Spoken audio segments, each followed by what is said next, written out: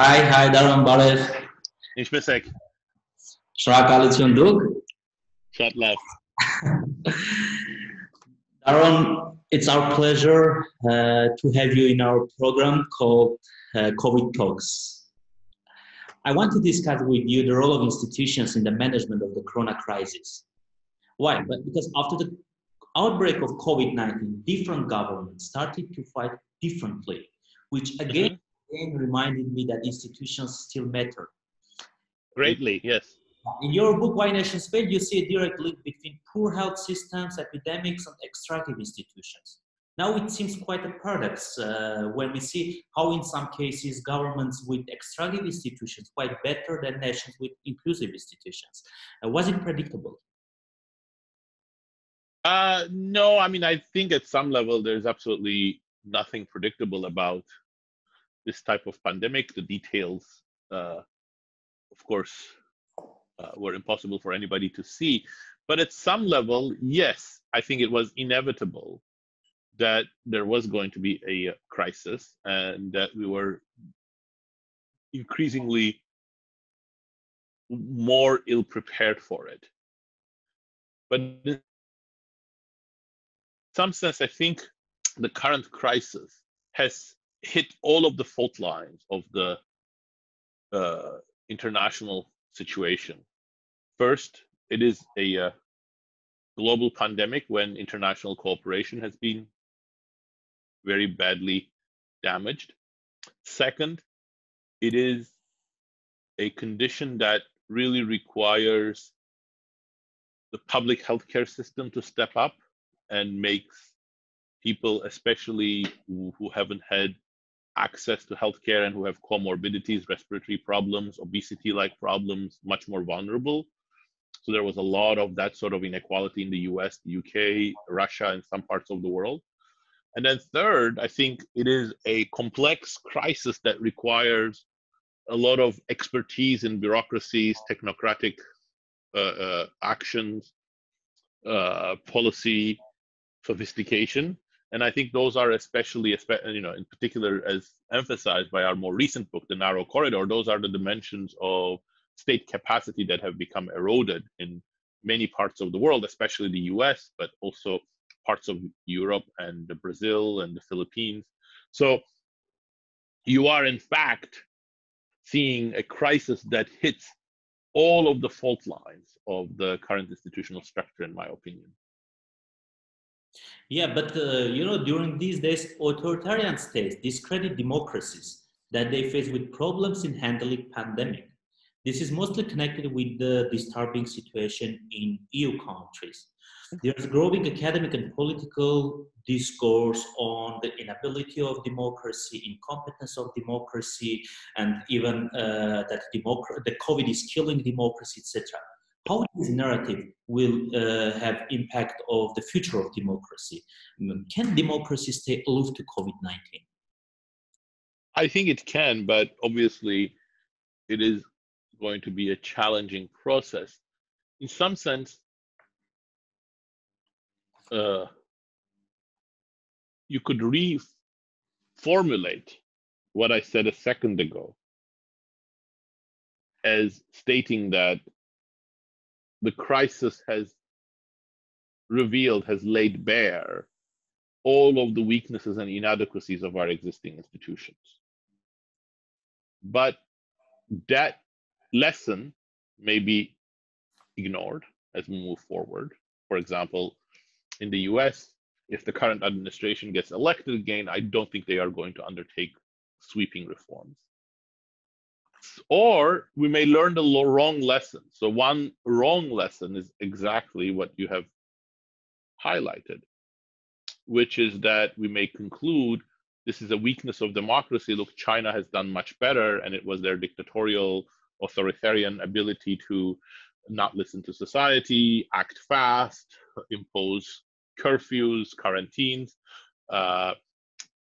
do contract tracing, send drones around. I think those were critical, and we should emulate them, and then we might come to see, free press, active civil society as hindrances moving forward rather than integral parts of the system. And I think that would be the wrong lesson. First of all, I don't think that China's response was actually that great. I think with a much better response, not that the US in its current situation with the current quagmire of the CDC would have done better, but with a much better response, I think the pandemic could have kept under control in December and January.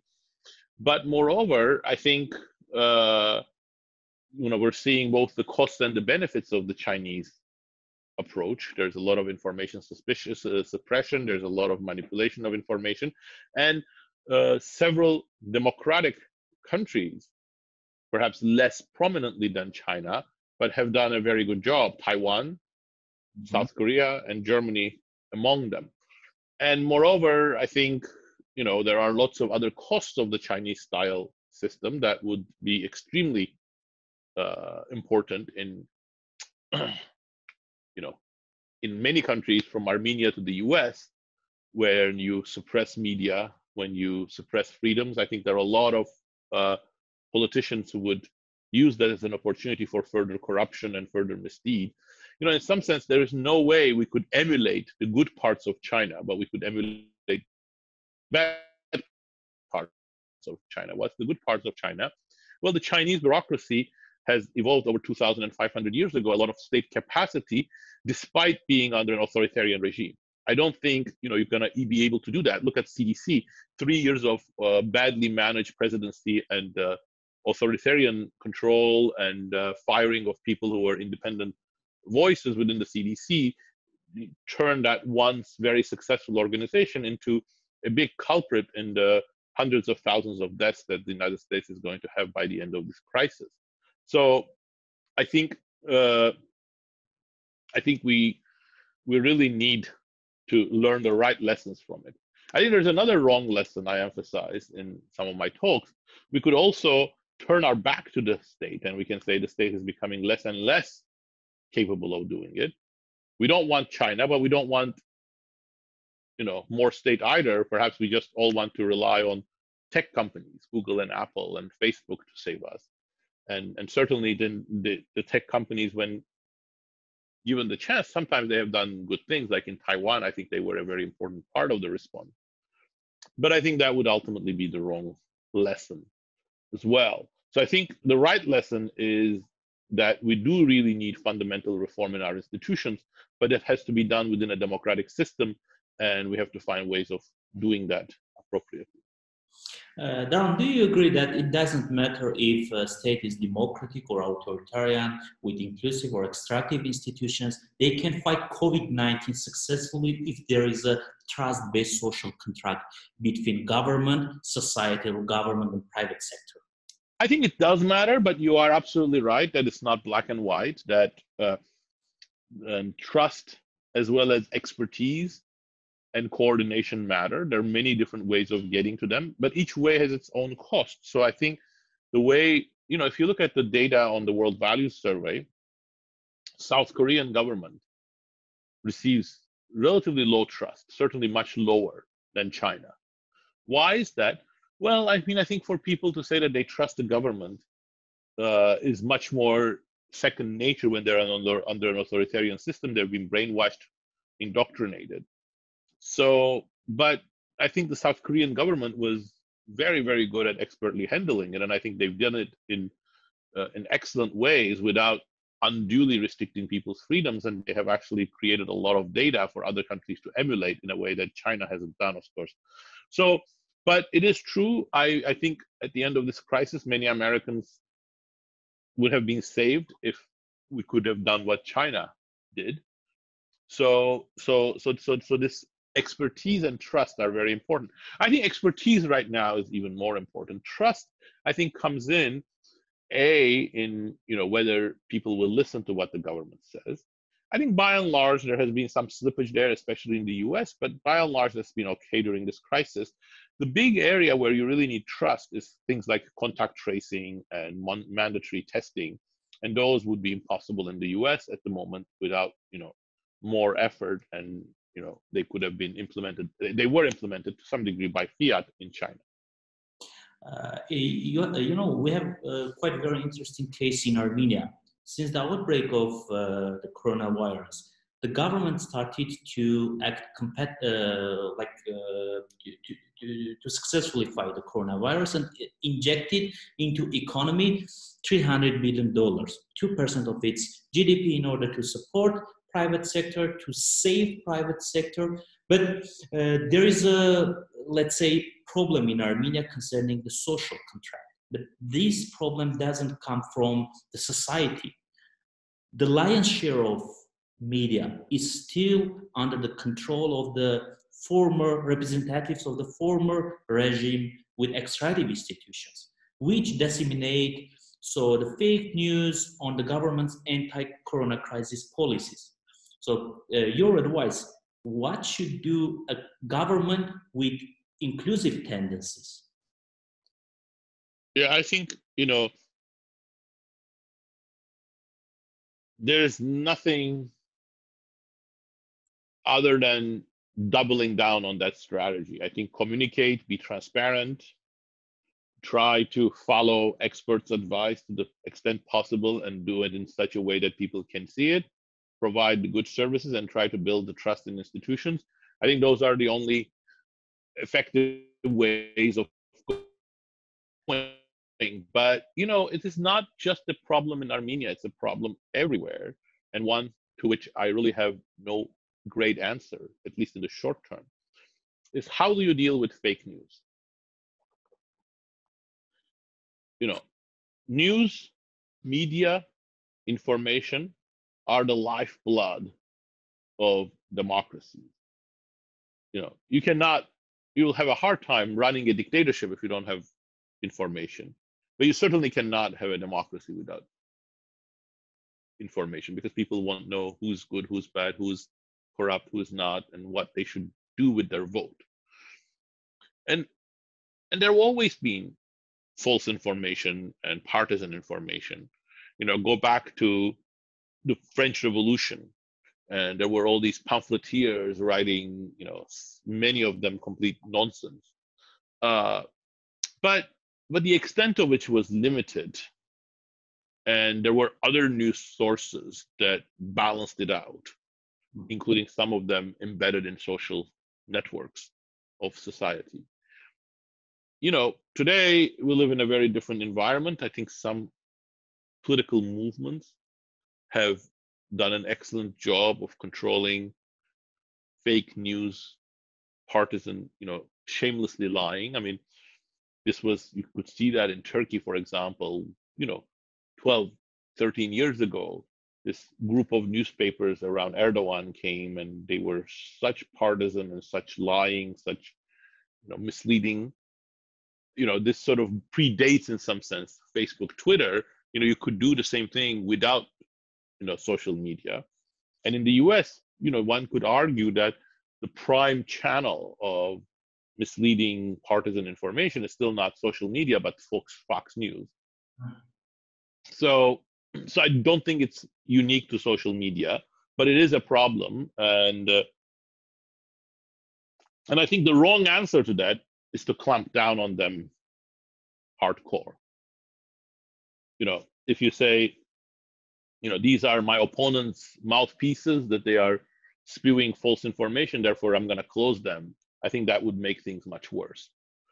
So, I think transparency, trusting people's ability to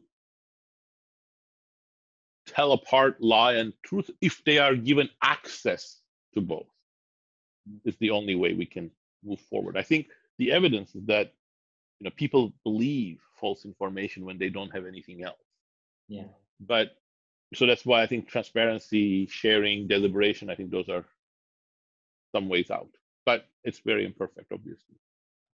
Daron, after the Velvet Revolution, most of us were happy that one of the top leading economists in the world, Daron Açemoglu, will visit motherland Armenia to support inclusive reforms of the new government. If you are still following the developments in Armenia, I would appreciate your insights on the process of transition towards inclusive institutions. Yes, I am following, and I think it was an amazing success, the Velvet Revolution. But as I think I said in a number of interviews at the time, that was a first step, and the second step was no less easy. In fact, in some ways, it might have been difficult. It's very challenging to institutionalize a new system.